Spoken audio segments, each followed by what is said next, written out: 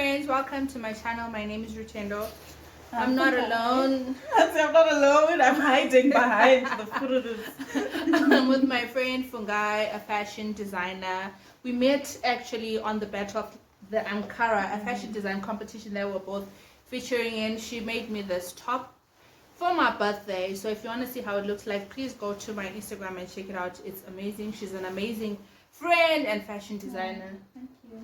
Say hi to the friends. Oh, hi guys. Hi. Oh, to the friends. Yeah. To the fans. Friends, you. To the fans. I've got friends, not fans. Friend, today we're going to talk about a sad, not a really sad topic, but a serious, more like we're calling out people. Oh, I'm tired. Are you calling out people? Yeah. Kinda. 24/7. Yeah. 7 days a week. No, today I chose to. We're going to talk about the struggles of being a Zimbabwean fashion designer, or rather the fashion industry in Zim. Friend, it's been hard. It's been hard.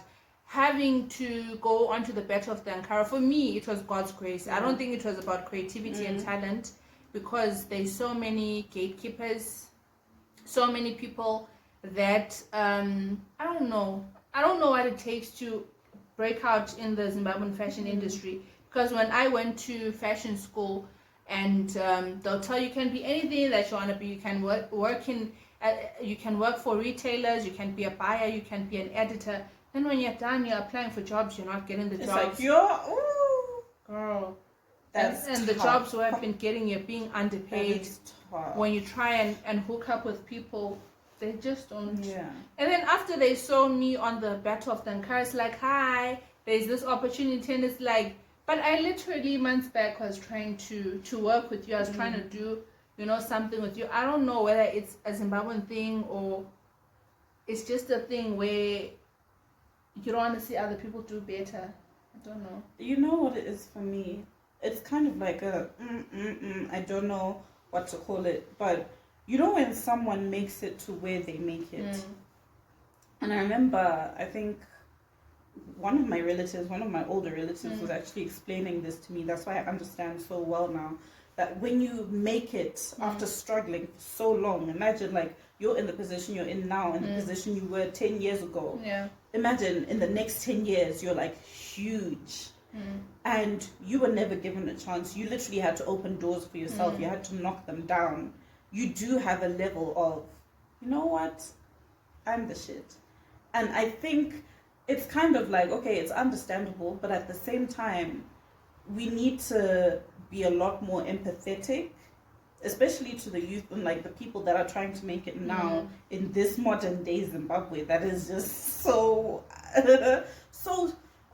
don't know. Let's not even get to the economy. No, let's not. Yeah, that's another video. But I feel like we really need to start opening doors. Not only, and we can't even judge the older people, but for each other as well.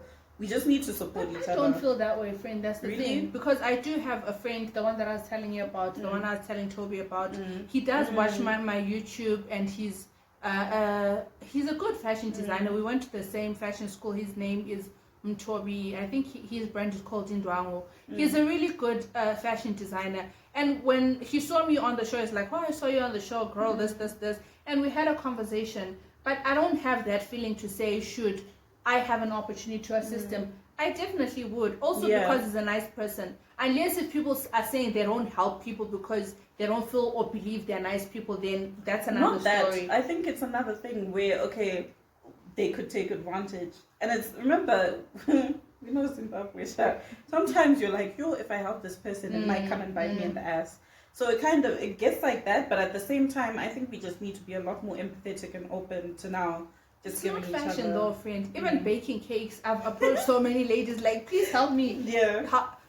Assist me. It's like, if you want to order from them, they're willing and forthcoming. But when you say help me with this, it's like no one wants to help you. From varsity, it's like you are want to fail. Because I remember at fashion school, lecturers would tell me point blank, you're not creative enough, you won't be successful. Why? Because they want you to send you on errands to go and buy them electricity and be sewing curtains for them, altering clothes for their kids. That's not why I'm paying school fees. I'm not paying school fees to come and that's the thing you see. And when you refuse, and now they fail you exactly. And that was the thing with me. I remember my second year, they failed me computers of all subjects.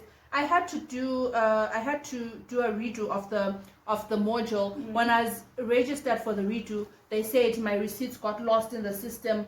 I was supposed to redo it in March. I had to redo it. No, I was supposed to redo it in November. When I was in my internship. They were like, no, I have to do it next year. No. But they lost it. I had to do my redo while doing my final year. Bro. Because I didn't want to do the things that they wanted me to do. So I felt at school, even the lecturers would push their favorite students to certain intern companies where they're doing well. Like where I interned, there's this girl that was their favorite. We actually went to the same organization. And when we did the interviews, I only learned later that the lecturers had actually called the company and told them, take the other girl, she's better. Imagine that. Imagine. So if lecturers who have nothing to do with fashion, they'll be like, do you know Christian Dio? Do you know Christian Dio? It's like that's the only fashion designer that they know. Christy. Come on, Christy. That's the only fashion designer that they know. Christina Louis. Oh, friend, stop. I'm sorry. It's like already you're on zero because they are not supporting you. What more in the world? What more? As for applying for fashion jobs, friend, I've gone for interviews where even the answers, you know them, that no, I have this in the bag, and still you don't get the job. And then now you're forced to become a tailor. And now when you are a tailor, you can't even say you're a fashion designer because your creativity is limited. Yeah, it's actually blocked. You're sewing for other people. But then people don't want to support, people don't want to help you become the person that you're supposed to be. But they'll pay 10,000 rands for Amakhosa. They'll support David Lale. They'll support, okay, I'm going to call it what it is. It's like Zimbabwean fashion designers, those that have made it, like Tafumane Munenge. Tafumane is really, really good. But I feel his aesthetic is, it's like there's this new trend of this see-through silhouette. I'll insert the pictures. Yeah. It looks the same. Scalo, the designer from South Africa, Tafumane Munenge from Zimbabwe, and what's that one? Who starts with a Z? Zaguja. It looks like it's the same dresses, the same concepts. I know that maybe clients can say, I like that. Can you make that for me? And that's, okay, just on that, like, I feel like with them, I'm not that touchy. For me, there are other people. We won't even get started. But then with them, I know specifically how it works. A client comes and they could even have a picture and they're like, I want this. They then mix it up in their own way. And at the same time, going with the trend, there's always going to be a trend in fashion. And that's what they're following. Secondly, I think it's just trying to be timeless as well, is what they're trying to do. What I don't then appreciate, and it's not even from designers, because I don't want to look at people and be like, oh my gosh, you've made it and you're hogging everyone. It's not even the case. The case is, we've got all of these people in Zimbabwe, but they're not willing to give other people a chance. Instead, they'll go for the people that are trending, or not just the people that are trending, but even import out of Zimbabwe, even if it means they go to UK for the weekend and they're like, oh, I want to get this, I want to get that.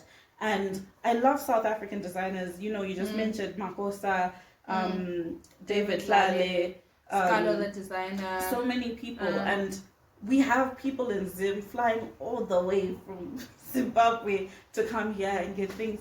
But you've literally got, even if you are using Tafumane and Zaguja, you've got people right home. You've got Zaguja who can make the exact same things, the exact same quality. So what is it? What is the reason? You know? What is the reason? What was the reason? No, for real. real. No, friend, on that, I'm agreeing with you 100%. It goes back to a point that Nomatemba Posh, I think you know her. Nomatemba Ndebele Posh, she's got a boutique in Harare. She made a point about the Fenty Beauty thingy that Posh, yes, that why are you guys not supporting local? Well, I won't. I'll just quote what I think she said, not verbatim, because I did read the post though, that why are you not supporting Jackie Ngido? Why are you not supporting local? There I do agree with her. It's like we've got this thing to say, I want to wear Louis V, I want to wear this, I want to wear Gucci, Bulgari, and stuff like that. But also, as we know that the economy is hard, but let's not break each other. There is this, I think it's a duo, like it's two guys, Sozinho. It should be two guys or it's one guy. I remember I approached them last year and I wanted them to make me something. They said 350 US. My friend. What? 350 US dollars. For what? For a dress. Wait, where? Who? In Zim? In Zim. In Bulawayo. I mean, that is quality though. No, I know, but I'm saying quality. that, okay, maybe in the defense of the people that buy their things from outside, maybe it's cheaper, because in 350 US dollars is like, what, 4,000 rands maybe, 5,000 or even rands. 5,000 rands. Yeah. You But can that's- get a skirt on the top and shoes at That's the thing. It's people like you. That's the people like you. Okay, I'm fake. Yes, I'm two-faced. I That's said it. literally. In my heart, I go out, I do the work, I get good quality fabric, right? And I spend all my time, especially if it's an intricate design, and I charge $400. Pay the $400. True, please. but why can't you have different types of I don't know, packages for different people? I'm a target. Are you his target? Are you his target market? I know right now. Okay, now you're actually like, this is your channel. I can't to call me out like, this is not true. I think let's be no, honest, you are right, but it's painful for you to say that. But I'm just saying that in the defense of the other broke people like me, we would want to support local. But if you're charging 350, 4,000 rands, what can I do? I'm sure I can find a nice South African designer, even James Presents. Okay, I'm not going to say he's cheap because I don't know how much he's charging, but I'm just saying, okay, yes, the target market, I'm understanding both sides of the coin, but I'm just saying that yes, even the local of it that we're supporting, can they make themselves supportable? That's what I'm saying. It's like this whole, hey, I've got examples for days. This whole Vic Falls Carnival thing, you saw Shasha and Mabodesa didn't come, and people were like, oh, support local. But even you local people, make yourselves supportable, because you can't compare. I'm not saying they aren't good people. I'm a huge fan of Jeff Fraser. I'm a huge fan of Winky D. I could go to Winky D's show and stand the entire time.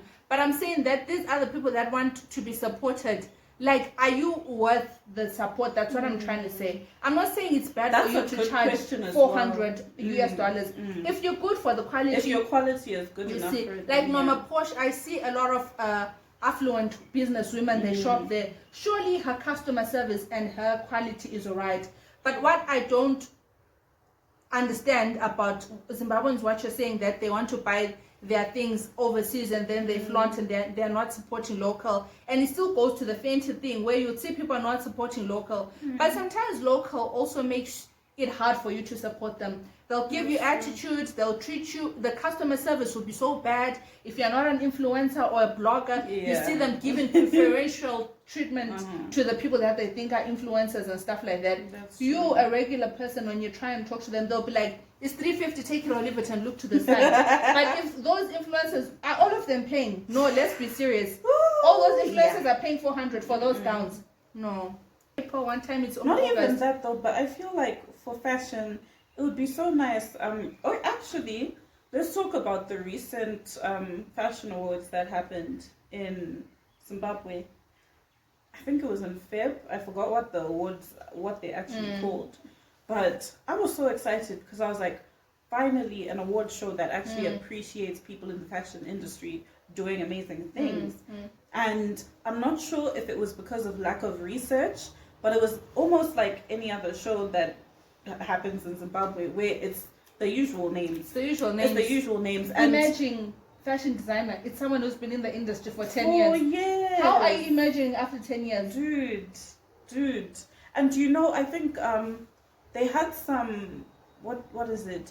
For designer of the year, they had people like Saguja, whatnot. I would agree. I mean, when you look at a designer of the year, fine, look at what they've been doing throughout the year, their clientele. So I think he fully deserved it. And I can't remember the other people, other but there were certain categories, my darling. There were certain categories, especially I think diaspora. Fashion designers in the diaspora, and I think fashion influencers, icons in the diaspora. I was like, do you know there's so many people like Tanaka Travels, for example. You look at her content and it's love her content, yeah, bro. yeah. But I mean, you could just tell Kuti, this person's quality, what they've been doing over the years, sums up. It adds up way more than what this person has just posted for us in like, I don't know, like 2 days ago. I don't know, and I don't know how they weigh it out, but it just goes to show it was basically a reflection of our industry. People that have been doing it big, bro. Are you smiling? I'm smiling because I want to say a point that's going to make people upset. Oh, you. There's this thing in Zimbabwe where Harare people always get preferential treatment to Bulawayo people. Wait. Sorry. Just on that topic, for the numbers, I think Bulawayo gets preferential. You can't mention one award show. Okay, fine. Yeah. Out of a system that's been there. There's so many talented fashion designers from Bulawayo, but if you don't move name them, support them. There's this girl, she's called Zana K. She does this a tribe thing. She does like a tribal blah blah blah thing about fashion. It's more African aesthetic. Yeah. She's very good. I haven't seen her winning much. Yes, people do put her out there, but it's mostly people from Bulawayo that recognize her work, and I would love to see her going far.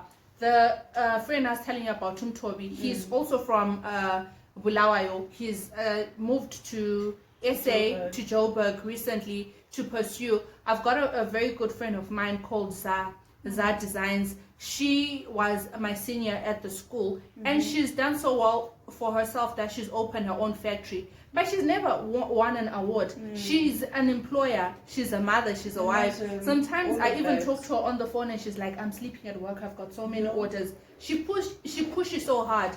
She's traveled all the way to Durban to showcase at the Durban Fashion Fair. But she's never, been appreciated. Same as my YouTube. I always feel that had I been a Han from Harare, or if I was in Harare, friend, it was going to be popping. But the fact that you're linked to Bulawayo, or people are like, they don't know where to place you, because they're like, oh. Do you think it's tribalism now that's happening? I think to a certain extent. Because had I moved to Harare, I think my YouTube channel was going to push. Because people are like, okay, but it's like, they don't know whether to mess with you or not. They're like in the trenches, you understand. So I feel also that's another thing where you're not given as much opportunities until you move to Harare or you leave the country. Because Harare people, one thing I love about them, they support each other. That they do. Bulawayo, on the other hand, has an issue. Bulawayo people support him who? I always thought it was the opposite. What would you have done? They don't. Be it music, they won't support you. They just like to take pictures with you if they think you're famous or you're relevant. But it's from a certain perspective.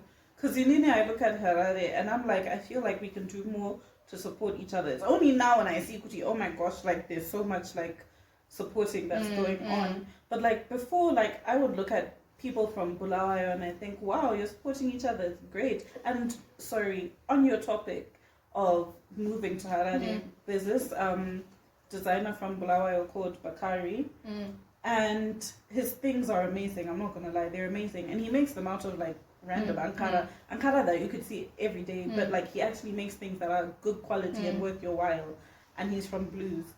I feel like he wouldn't have actually thrived the same if he hadn't moved to Harare.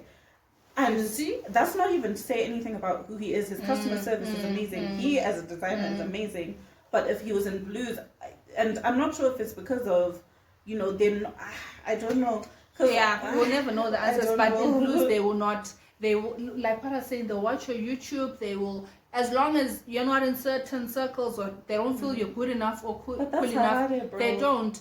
But you see how I'll keep using Norma Temba as an example, although she's really worked hard, Norma Posh, she's pushed for her brand, but she always says she's just a simple girl from Clamtree. Had she not moved to Harare, where would she be? even who Aunt Zozo, she does say that she didn't grow up in Harare, but she moved there. But I feel there are better opportunities, and when people like you and they mess with you, women connect themselves. You see with Connie Ferguson, you saw that whole frenzy thing. That's how it's like. In Bulawayo, it's like there's the rich housewives and the whatnot. You have to be this, and you have to own a boutique or own a cake shop or to be like this. If you're not any of that, you'll meet them and you'll be like, hi, Fungai, at Pick and Pay, they'll even ignore you. Pick and Pay, where you're getting bread. Where you're both standing in line waiting for bread. You're just saying hi. And I think also that's what setting Bulawayo back. Also, we're still talking about the fashion industry, but it's hard for you to grow because every time you try and be cool with someone or to make connections, they always see you as a fan. They'll judge you first on where you are, where you come from, and they'll always see you as a fan. Then when you've made it, now they want to be like, oh, okay, there's that girl. And I feel that's what's setting people back. Yes, do support local. But for me, I have a rule. If you're rude to me in my upcoming days, or you're rude to me when I don't have money, don't expect that when I have money, I'm going to come and spend it at your boutique. I won't. Because customer service is not to your friends or people that you know, or people that you know have money or driving fancy cars.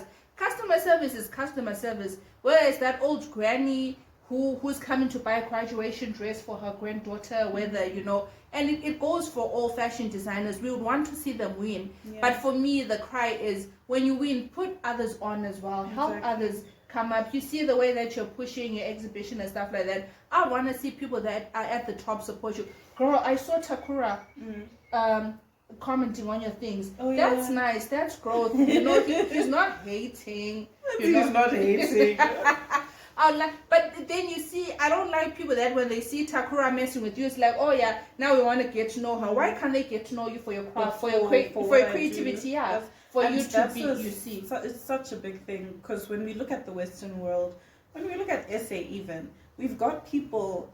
In fact, let's look at Blood and Water for example. Yeah. Most of their cast members weren't even that big before they were on Blood and Water. If we look at Leroy Sifaya before, like he was modeling and everything. When we look at Ama, she was doing adverts. Yeah. And the thing, what we know about them is that this is okay. Leroy actually, I'm not sure if he'd even acted for this, but like with Ama, I know that she'd actually done drama. Yeah, and she was on Komora as well. But it's like small things that actually add up to something big. Yeah. But it's because they got the support.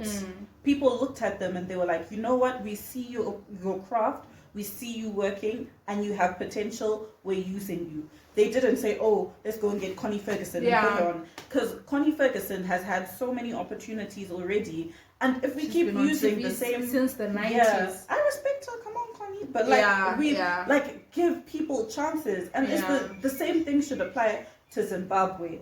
You see potential in us, but you're like, well, I'm gonna stick to this person instead. Like, let's stick beside him. How are you gonna like? I don't even want to hear people say, oh my gosh, no, like. Zim has potential. This is amazing. People that are on TV interviews, never and it's like, so why aren't you giving us a chance if you know we have the potential?